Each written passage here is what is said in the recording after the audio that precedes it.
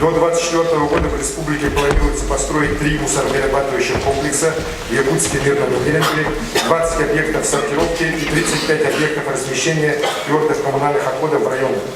Местным властям здесь необходимо определить и оформить земельные участки под эти объекты, усилить взаимодействие по природоохранным, экологическим мероприятиям с хозяйствующими субъектами, жителями муниципальных образований.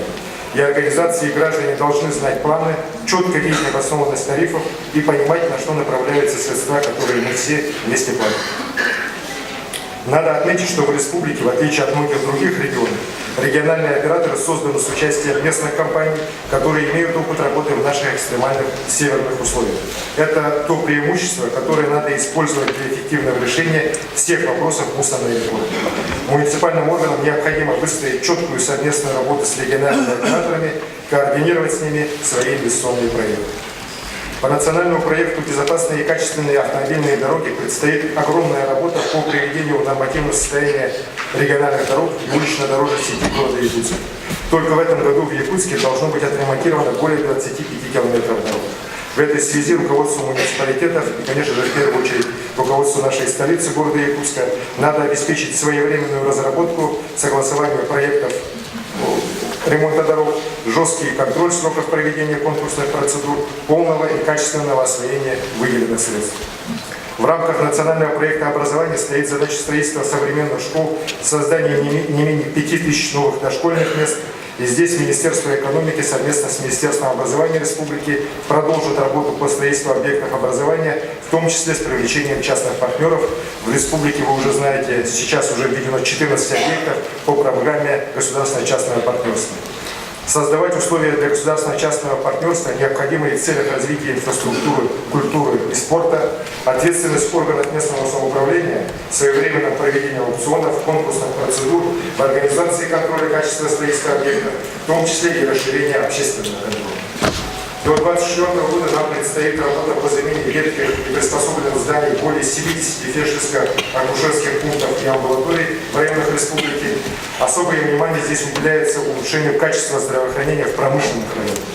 Сегодня, коллеги, здесь ситуация абсолютно безрадостная. Состояние инфраструктуры здравоохранения в некоторых наших промышленных районах осталось на уровне 90-х годов. Это ни в коей мере не отвечает малейшим потребностям людей. По моему поручению сейчас Минздравом разрабатывается план мероприятий по совершенствованию оказания медицинской помощи населению Нерюнгринского, Алданского, Ленского и Ленинского районов. В том числе по итогам рассмотрения вопросов здравоохранения Нерюнгринского района в январе этого года мною даны поручения правительству республики по разработке проектно-сметной документации и изысканию в ближайшие 4 года не менее 17 миллиардов рублей, извиняюсь, не менее миллиарда 700 миллионов рублей на капитальный ремонт и переоснащение объектов Нерюнгринской центральной районной больницы. Кроме того, во всех районах необходимо решать острые проблемы нехватки медицинских кадров. Для этого муниципалитетам надо более тесно взаимодействовать с Северо-Восточным федеральным университетом, медицинскими колледжами по привлечению молодых квалифицированных специалистов, врачей и среднего медперсонала, создавая для них все условия для работы на местах.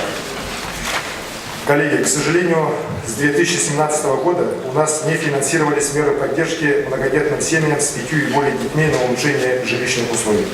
В то же время именно многодетные семьи сегодня являются наиболее уязвимыми категориями в условиях экономического кризиса. Отсутствие необходимого финансирования программы за эти годы привело к увеличению числа семей, которые состоят в республиканском реестре для получения социальной выплаты на приобретение строительства жилья.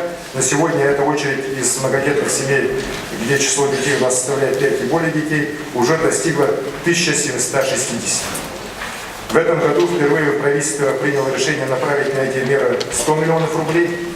Вместе с тем, я считаю, что в рамках проводимой политики по снижению бедности в республике этого все-таки недостаточно. Я поручаю правительству предусмотреть дополнительно в этом году не менее 250 миллионов рублей на эти цели, а также ускорить обеспечение данной выплаты всех вставших на очередь до 1 января 2019 года.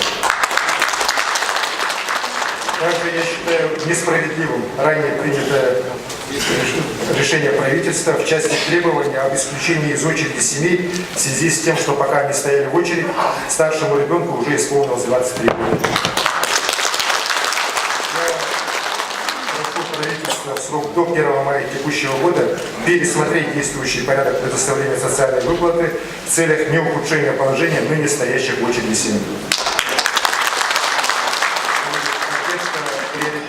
Многодетных семей всегда будет оставаться одним из самых таких приоритетных направлений деятельности на посту главы республики. Уважаемые главные депутаты, президентом России определены показатели оценки эффективности глав субъектов органов исполнительной власти по выполнению майского указа президента прошлого года. В числе этих 15 показателей уровень бедности в регионе, доступность жилья, производительность труда, реальная среднемесячная зарплата, естественный прирост населения, качество окружающей среды.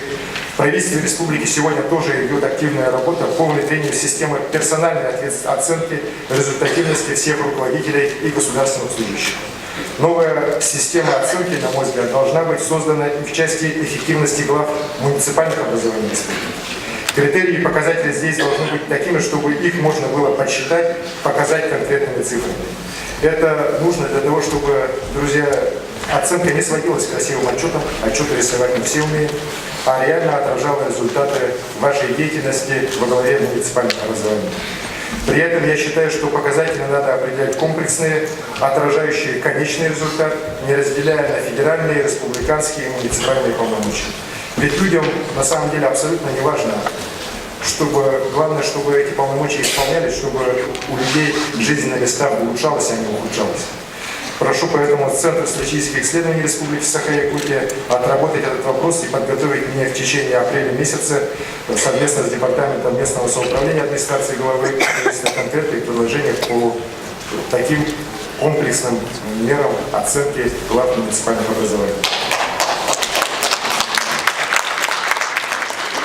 Вы насторожились.